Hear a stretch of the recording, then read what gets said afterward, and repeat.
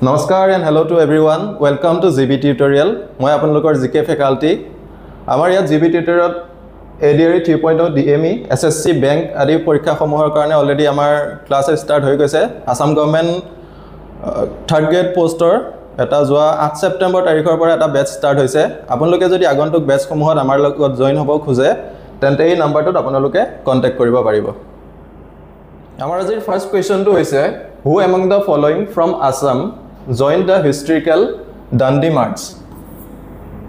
এই কোৱেশ্চনটোত খুদিছে তলত দিয়া ব্যক্তি কেইজনৰ কোনজনে যি হিষ্টৰিকেল দাণ্ডি যাত্ৰা আছিল অসমৰ পৰা তাত অংশগ্ৰহণ কৰিছিল। কাৰেক্ট আনসাৰটো হ'ব অপচন এ লীলাধৰ বৰুৱা। তেখেতে অসমৰ পৰা মহাত্মা গান্ধী ডাঙৰীয়াই যি 12 মাৰ্চ 1930 চনত দাণ্ডি যাত্ৰা আৰম্ভ কৰিছিল তাত লীলাধৰ বৰুৱাই অংশগ্ৰহণ কৰিছিল। ইয়াৰ পিছৰ কোৱেশ্চনটো হৈছে In which of the following years the Guwahati Tea Auction Center was established? মানে গুৱাহাটীত থকা যেটো চাহ নিলাম কেন্দ্ৰ সেই কেন্দ্ৰটো কেতিয়া প্ৰতিষ্ঠা কৰা হৈছিল? ইয়াৰ অপচন দিয়া আছে অপচন এ 1970, অপচন বি 1965, অপচন সি 1962 আৰু অপচন ডি 1960। ইয়াৰ কাৰেক্ট আনসাৰটো হ'ব অপচন এ 1970। 1970 চনত গুৱাহাটী টি অকচন চেণ্টাৰটো প্ৰতিষ্ঠা কৰা হৈছিল। নেক্সট কোৱেশ্চন হৈছে Who served as the first Chief Justice of Assam High Court? Assam high কোৰ্টৰ প্ৰথমজন চিফ জাষ্টিস হিচাপে কোনে তেওঁৰ সেৱা আগবঢ়াইছিল? ইয়াৰ কাৰেক্ট আনসাৰটো হ'ব option D sir justice sir R F. Lodge. তেখেতে প্ৰথমজন চিফ জাষ্টিস হিচাপে অসম হাইকোৰ্টত তেখেতে সেৱা আগবঢ়াইছিল। আৰু আমাৰ গুৱাহাটী হাইকোৰ্ট প্ৰথম প্ৰতিষ্ঠা কৰা হৈছিল শিলঙত, তেতিয়া নাম দিয়া হৈছিল অসম হাইকোৰ্ট। কিন্তু যেতিয়া 14 আগষ্ট 1948ত গুৱাহাটীলৈ শিফ্ট কৰা হ'ল তেতিয়াৰ পৰা গুৱাহাটী হাইকোৰ্ট হিচাপে নামকৰণ কৰা হ'ল। Next question In which year Assam Language Bill was passed? তলত দিয়া চনকেইটাৰ কোনটো চনত অসমীয়া ভাষা বিধেয়ক আছিল অসম ভাষা বিধেয়ক গৃহীত কৰা হৈছিল? ইয়াৰ কাৰেক্ট আনসাৰটো হ'ব অপচন এ 1960। 1970 চনত অসম ভাষা বিধেয়ক আসাম লেংগুৱেজ বিল পাছ কৰা হৈছিল। ইয়াৰ পিছৰ কোৱেশ্চনটো হৈছে Who organized the Mrityu Bahini in Assam for fighting against the British during India's movement for independence? এই প্ৰশ্নটো খুদিছে অসমত কোনে মৃত্যু বাহিনী প্ৰতিষ্ঠা কৰিছিল ভাৰতৰ স্বাধীনতা আন্দোলনৰ সময়ত? অপচন এ দিয়া আছে Pushpalata Das, option B Chandraprabha Saikiani, option C Kanaklata Barua আৰু অপচন ডি দিয়া আছে নান অফ দ্য এবভ। ইয়াৰ কাৰেক্ট আনসাৰটো হ'ব অপচন এ পুষ্পলতা দাস। পুষ্পলতা দাসে মৃত্যু বাহিনী গঠন কৰিছিল।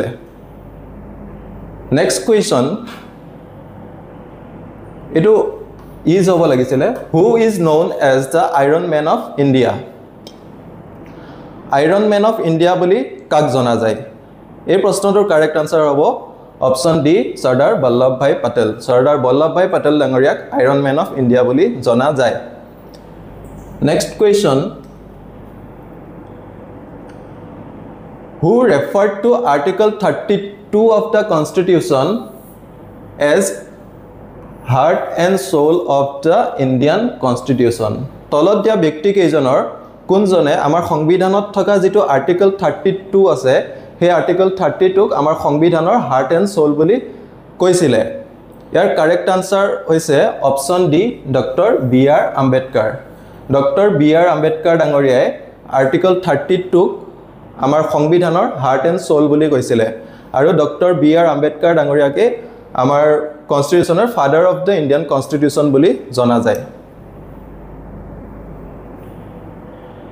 নেক্সট কুৱেশ্যন খুদিছে the Sarkaria commission was appointed to. Sarkaria commission কিয় এপইণ্ট কৰা হৈছিল? অপচন এ দিয়া আছে to examine center state relations tar pisot resolve dispute over sharing of Kaveri waters aru tar pisot option C dia ase examine the working of the public sector undertakings aru option D dia ase find solution to the Punjab crisis. Your correct answer to hobo option A examine center state relations. Kendra aru rajya samuhor majot relation to examine koribor karone sarkariya commission 1983 গঠন কৰা হৈছিল আপোনালোকে সনটো মনত ৰাখি থব হেতু খুদি দিব পাৰে কোৱেশ্চনত নেক্সট কোৱেশ্চন হৈছে the ordinances issued by the governor are subject to be approved by governor issue কৰা ordinance কোনে approve কৰিব লাগিব option A দিয়া আছে the president option B the state council of ministers option C the state legislature আৰু option D none of the above মানে যেতিয়া কোনো এখন ৰাজ্যৰ legislative assembly এই বিধানসভা যেতিয়া তেওঁলোকে সদনত নবহে সেই সময়ত যদি কিবা ইমার্জেন্সি ইস্যু আহে তেন্তে গভৰ্ণৰে সেই অৰ্ডিনেন্স ইস্যু কৰে কিন্তু যেতিয়া আকৌ সেই হাউস আকৌ পুনৰ বহে তেতিয়া কিন্তু সেই ষ্টেট লেজিসলেচাৰে এই গভৰ্ণৰে ইস্যু কৰা অৰ্ডিনেন্সখন এপ্ৰুভ কৰিব লাগিব গতিকে কাৰেক্ট আনসাৰটো হ'ব দা ষ্টেট লেজিসলেচাৰ নেক্সট কোৱেশ্চন হৈছে in case president of India wants to resign he would address his resignation to the question to khudise jodi amar bharator rashtrapotiye teor পদটোৰ পৰা পদত্যাগ কৰিব বিচাৰে তেন্তে তেওঁৰ ৰেজিগনেশ্যন লেটাৰ কাৰ হাতত দিব লাগিব অপচন এ দিয়া আছে chief justice of India option B আছে vice president of India option C chief election commissioner of India আৰু option D prime minister of India ইয়াৰ কাৰেক্ট আনসাৰটো হ'ব অপচন বি ইন্ডিয়া যদি প্ৰেসিডেন্টে তেখেতে নিজৰ পোষ্টৰ পৰা ৰেজিগনেশ্যন দিব বিচাৰে ৰিজাইন কৰিব বিচাৰে তেন্তে তেওঁ ভাইস প্ৰেসিডেন্টক তেখেতৰ ৰেজিগনেশ্যন লেটাৰ দিব লাগিব আৰু যদি ভাইস প্ৰেসিডেন্টে তেখেতৰ পোষ্টৰ পৰা ৰিজাইন কৰিব বিচাৰে তেন্তে তেওঁ ৰেজিগনেশ্যন লেটাৰ দিব লাগিব প্ৰেসিডেন্টক নেক্সট কোৱেশ্চন হৈছে who was the first Indian sports person to win an individual gold medal in the Olympic Games Olympic Gamesত ভাৰতৰ পৰা তলত দিয়া কোনজনে পোন প্ৰথম ইন্ডিভিজুৱেল গোল্ড মেডেল পাবলৈ সক্ষম হৈছিল ইয়াৰ কাৰেক্ট আনসাৰটো হৈছে অপচন সি অভিনৱ বিন্দ্ৰা তেখেতে 2008 চনত বেইজিঙত যি অলিম্পিক হৈছিল তাত গোল্ড মেডেল পাবলৈ সক্ষম হৈছিল আৰু সেইটো আছিল আমাৰ ইণ্ডিয়াৰ ফাৰ্স্ট ইন্ডিভিজুৱেল গোল্ড মেডেল আৰু যদি কোৱেশ্চনটো খুদে অভিনৱ বিন্দ্ৰা কি খেলৰ সৈতে জড়িত বুলি তেন্তে তাৰ আনসাৰটো হ'ব shooting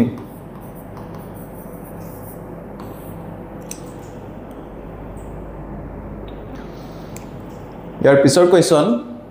the Buddhist sect Mahayana formally came into existence during the reign of তলত চাৰিজন ৰজাৰ নাম দিয়া আছে তাৰে ভিতৰত কোনজন ৰজাৰ ৰাজত্ব কালত বুদ্ধিষ্ট সকলৰ মাজত যেটো মহায়ানা সেক্ট আছে হেতু অফিচিয়ালি মানে that was came into existence ইয়াৰ কাৰেক্ট আনসাৰটো হ'ব কনিষ্ক কনিষ্কৰ ৰাজত্বৰ সময়ত যেতিয়া 72 AD কুণ্ডলবন কাশ্মীৰত ফোর্থ বুদ্ধিষ্ট কাউন্সিল অনুষ্ঠিত হৈছিল সেই বুদ্ধিষ্ট কাউন্সিলতে বুদ্ধিজমত দুটা সেক্ট এটা হেনিয়ান আৰু এটা মহায়ান এই দুটা সেক্ট পৃথক হৈ গৈছিল আৰু তেতিয়াৰ পৰাই অফিচিয়ালি জনা গৈছিল বুদ্ধিজমত দুটা সেক্ট অফিচিয়ালি পৃথক হৈ গৈছিল আৰু যদি বাকি অপচন কিটা চাও তেন্তে হ'ব আজাদ শত্ৰুৰ সময়ত বুদ্ধিষ্ট সকলৰ ফাৰ্স্ট বুদ্ধিষ্ট কাউন্সিল অনুষ্ঠিত হৈছিল তাৰ পিছত কালাচকৰ সময়ত সেকেন্ড বুদ্ধিষ্ট কাউন্সিল অনুষ্ঠিত হৈছিল অশোকাৰ সময়ত থাৰ্ড বুদ্ধিষ্ট কাউন্সিল অনুষ্ঠিত হৈছিল আৰু কনিষ্কাৰ সময়ত ফোৰ্থ বুদ্ধিষ্ট কাউন্সিল অনুষ্ঠিত কৰা হৈছিল এটা নেক্সট কোৱেশ্চন টলে যাও নেক্সট কোৱেশ্চন টো হৈছে which of the following reform movement took place in the year 1829 during the tenure of Lord William Bentinck.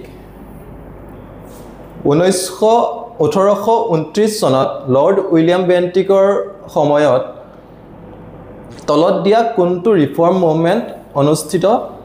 হৈছিল ইয়াৰ কাৰেক্ট আনসাৰটো হয় অপচন ডি প্ৰহিবিশন অফ সতী আমাৰ ভাৰতত আগতে যি সতীদাহ প্ৰথা আছিল সেই সতীদাহ প্ৰথা 1829 চনত 1829 ত লৰ্ড উইলিয়াম বেন্টিকৰ সময়ত বেন কৰা হৈছিল তাৰ পিছৰ কোৱেশ্চনটো এটা ইজি কোৱেশ্চন আছে the longest river in the world পৃথিৱীৰ আটাইতকৈ দীঘল নদীখন সুধিছে কাৰেক্ট আনসাৰ হয় দ্য নাইল ৰিভাৰ যাক অসমীয়াত নীল নদী বুলি কোৱা যায় নীল নদী হৈছে পৃথিৱীৰ আটাইতকৈ দীঘল নদী এটা নেক্সট কোৱেশ্চনটো চাও the Sanskrit poet Rajasekhar lived in the court of সংস্কৃত কবি ৰাজশেখৰ কোনজন ৰজাৰ কোৰ্টত আছিল আৰু ৰাজদৰবাৰত আছিল অপচন এ দিয়া আছে Dharmapala option B Bhoja option C Mahipala আৰু মহিপাল 1 আৰু অপচন ডি দেৱপাল 2 এই প্ৰশ্নটোৰ কাৰেক্ট আনসাৰ হয় মহিপাল 1 মহিপাল 1 ৰ সময়ত সংস্কৃত কবি ৰাজশেখৰ আছিল আৰু যদি খুদে মহিপাল 1 কোন ৰাজবংশৰ ৰজা আছিল তেন্তে হ'ব তেওঁ আছিল গুৰ্জাৰা প্ৰতিহাৰাৰ ৰজা এতিয়া আকৌ নেক্সট কোৱেশ্চন চাও which of the following country does not matches to its famous tourist places ইয়াত এফালে চাৰিখন দেশৰ নাম দিয়া আছে আৰু তাৰ এগেইনষ্টত সেই দেশকেখনৰ ফেমাস টুৰিষ্ট প্লেস কেখন দিয়া আছে এতিয়া খুদিছে প্ৰশ্নটোত যে কোনখন দেশৰ লগত সেই দেশখনৰ টুৰিষ্ট প্লেসটো মেচ হৈ থকা নাই অপচন এ দিয়া আছে China great wall of China এটো কাৰেক্ট হয় চাইনাত the great wall of China আছে নেপালত দিয়া আছে পশুপতিনাথ টেম্পল আমি সকলোৱে জানো নেপালত পশুপতিনাথ টেম্পল আছে এটো কাৰেক্ট হয় শ্ৰীলংকাত দিয়া আছে পদ্মনাভস্বামী টেম্পল এটো কাৰেক্ট নহয় কাৰণ পদ্মনাভস্বামী টেম্পল আমাৰ ইন্ডিয়াত আছে আৰু ইন্ডিয়াৰ কেৰালাত ট্ৰাভানকোৰ নামৰ ঠাইখিনিত পদ্মনাভস্বামী টেম্পল আছে আৰু ভূটানত পাৰতাকচাং আছে এটো কাৰেক্ট হয় পাৰতাকচাং যাক দ্য টাইগাৰ্স নেষ্ট মনেষ্ট্ৰি বুলিও জনা যায় আৰু এটো বুদ্ধিষ্ট সকলৰ এটা বহুত ইম্পৰ্টেন্ট মনেষ্ট্ৰি হয় এটো আপোনালোকে মনত ৰাখিব নেক্সট কোৱেশ্চন চাও এতিয়া which of the following Harappan sites was not located in Gujarat তলত দিয়া চাৰিখন ঠাই হৰপ্পান ঠাই চাৰিখনৰ নাম দিয়া আছে তাৰে কোনখন ঠাই গুজৰাটত নাই খুদিছে অপচন কেটা যদি চাও ধোলাবিৰা গুজৰাটত আছে লোথল গুজৰাটত আছে আৰু অপচন ডি চুৰকটাৰা গুজৰাটত আছে ইয়াৰ কাৰেক্ট আনসাৰটো হ'ব অপচন সি দাহিমাবাদ গুজৰাটত নাই দাহিমাবাদ আছে মহাৰাষ্ট্ৰত তাৰ পিছৰ কোৱেশ্চনটো চাও এতিয়া which of the following pairs is correctly matched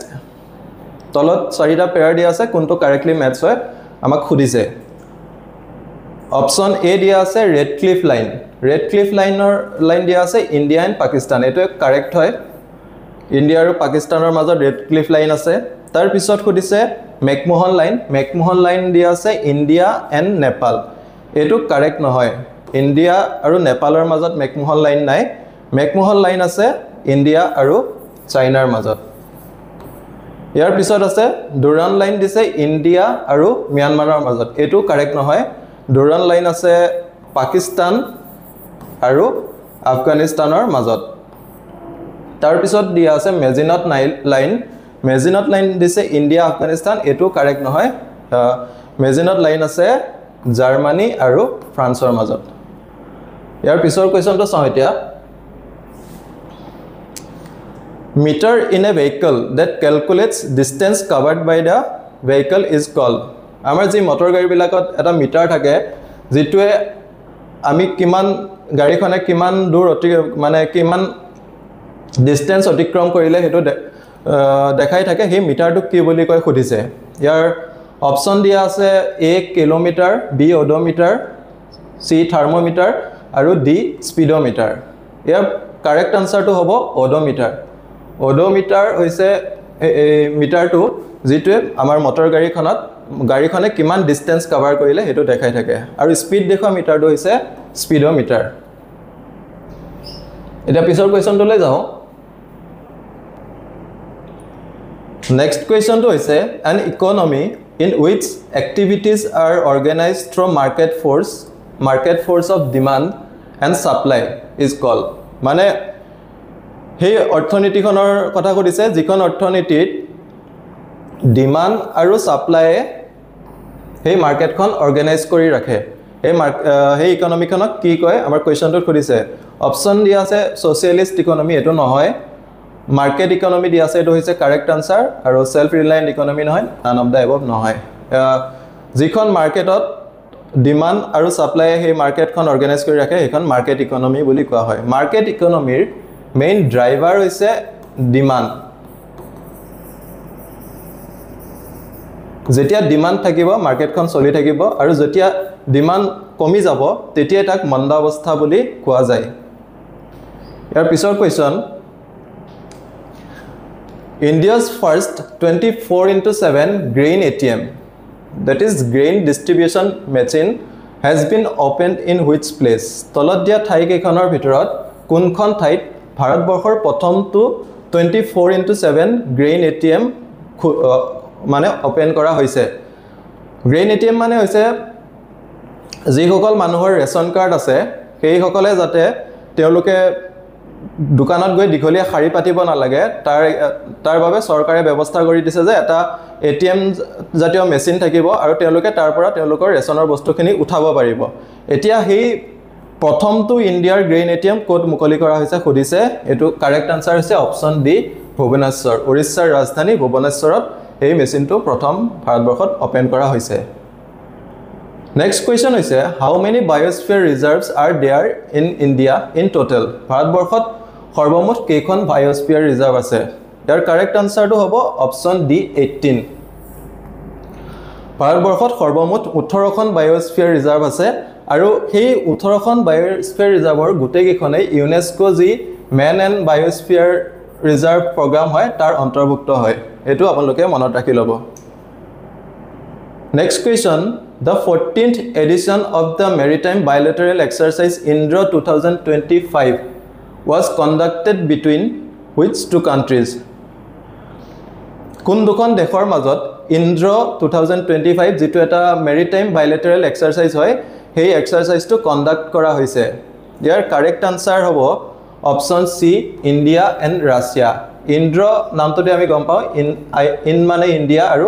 আৰে ৰাছিয়া ইন্ডিয়া আৰু ৰাছিয়াৰ নেভিৰ মাজত যেটো এক্সাৰসাইজ হয় হেতুক ইন্দ্ৰ বুলি জনা যায় নেক্সট কোৱেশ্চন হৈছে who has recently been awarded the MS Swaminathan award তলদিয়া ব্যক্তি কেজনৰ কোনজনে ৰিসেন্টলি MS Swaminathan award পাবলৈ সক্ষম হৈছে ইয়াৰ কাৰেক্ট আনসাৰ হয় প্ৰফেসৰ BR কম্বোজ তেখেতক 2024 চনৰ MS Swaminathan award দিয়া হৈছে next question Which among the following is India's oldest oil refinery? Tolodya oil refinery ketar kuntu Bharator ataitকৈ purana oil refinery khudise option A dia ase Guwahati refinery option B Visakhapatnam refinery option C Digboi refinery aru option D Bongaigaon refinery এই প্ৰশ্নটোৰ correct answer হ'ব option C Digboi refinery হৈছে ভাৰতবৰ্ষৰ আটাইতকৈ পুৰণা oil refinery আৰু এটো প্ৰতিষ্ঠা কৰা হৈছিল 1901 চনত next কোৱেশ্চনটো খুদিছে which among the following is an example of indirect tax তলদিয়া কোনটো এটা indirect taxৰ example হয় property tax to direct tax হয় customs duty indirect tax হয় corporate tax direct tax হয় আৰু income tax direct tax হয় গতিকে Correct answer hobo customs duty hoise indirect taxor eta example ইয়াৰ পিছৰ question Who among the following leader made the famous objective resolution in the Constituent Assembly? আমাৰ ভাৰতৰ সংবিধান সভাত তলত দিয়া ব্যক্তি কেইজনৰ কোনজনে objective resolution প্ৰস্তুত কৰি আনিছিলে অপচন এ দিয়া আছে বি আৰ আম্বেদকাৰ তাৰ পিছত জৱাহৰলাল নেহেৰু মহাত্মা গান্ধী আৰু সচিদানন্দ সিনহা ইয়াৰ কাৰেক্ট আনসাৰ হয় জৱাহৰলাল নেহেৰু ডাঙৰীয়াই আমাৰ যি সংবিধান সভা কনস্টিটিউয়েন্ট এসেম্বলি আছিলে তাত অবজেক্টিভ ৰিজলিউশন প্ৰস্তুত কৰি আনিছিলে আৰু অবজেক্টিভ ৰিজলিউশন তেওঁ প্ৰেজেন্ট কৰিছিলে কনস্টিটিউয়েন্ট এসেম্বলিত 13 ডিসেম্বৰ 1946 ত আৰু কনস্টিটিউয়েন্ট এসেম্বলিয়ে সেই অবজেক্টিভ ৰিজলিউশনখন পাস কৰিছিলে 22 জানুৱাৰী 1947 ত তাৰ পিছত সেই অবজেক্টিভ ৰিজলিউশনখনক বেস কৰি আমাৰ সংবিধানখন লিখা হৈছিলে আৰু তাৰ পিছত আমি যেতিয়া এতিয়া আমাৰ সংবিধানত প্ৰিএম্বলটো দেখা পাওঁ সেই প্ৰিএম্বলটো অবজেক্টিভ ৰিজলিউশনৰ পৰা আনি পেলাই আমাৰ প্ৰস্তুত কৰা হৈছিলে so option B is the correct answer Jawaharlal Nehru next question সুধিছে which country has released the world's first postage stamp based on Lord Ram of Ayodhya আমাৰ অযোধ্যাত থকা লৰ্ড ৰাম ভগৱান ৰামচন্দ্ৰক বেস কৰি তলত দিয়া দেশ কেইখনৰ কোনখনে পৃথিৱীৰ সৰ্বপ্ৰথম পোষ্টেজ ষ্টাম্পটো ৰিলিজ কৰিছে ইয়াৰ কাৰেক্ট আনসাৰ হয় অপচন এ লাওছ ৰিসেন্টলি আমাৰ এক্সটাৰ্নেল এফেয়াৰ্স মিনিষ্টাৰ জয়শংকৰ ডাঙৰীয়া যেতিয়া লাওছ ভ্ৰমণলৈ গৈছিলে এই তেতিয়াই তেওঁলোকে আমাৰ অযোধ্যাৰ শ্ৰী ৰামচন্দ্ৰৰ বেস কৰি তেওঁলোকৰ পোষ্টেজ ষ্টাম্পটো ৰিলিজ কৰিছিলে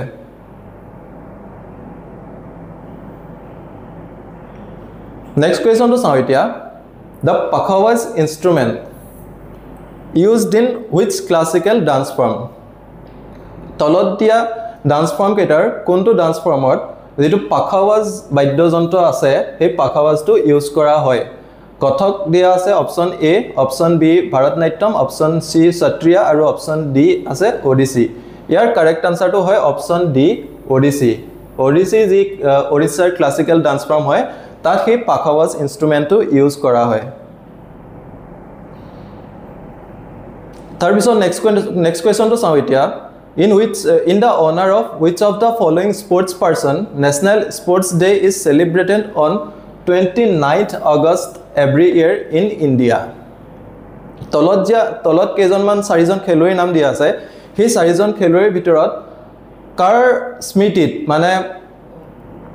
কাক সন্মান জনাই 29 আগষ্ট তাৰিখটো প্ৰতি বছৰে ভাৰতত ন্যাশনাল স্পোৰ্টস ডে হিচাপে সেলিব্ৰেট কৰা হয় আৰু ইয়াৰ কাৰেক্ট আনসাৰটো হ'ব অপচন এ মেজৰ ধ্যানচাঁদ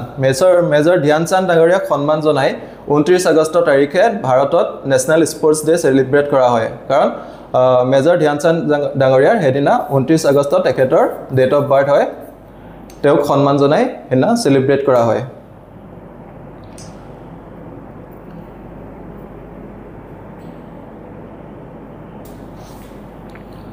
আজি আমি প্ৰায় 30টা কোৱেশ্চন ডিসকাস কৰিলো এতিয়ালৈকে আপোনালোকে কেনে পালে আমাক কমেন্ট কৰি জনাব আৰু যদি ভিডিওটো ভাল পালে লাইক কৰি দিব চেনেলটো সাবস্ক্ৰাইব কৰি দিব আগন্তুক তেতিয়া ভিডিওসমূহ আপোনালোকে পাই থাকিব ধন্যবাদ থ্যাংক ইউ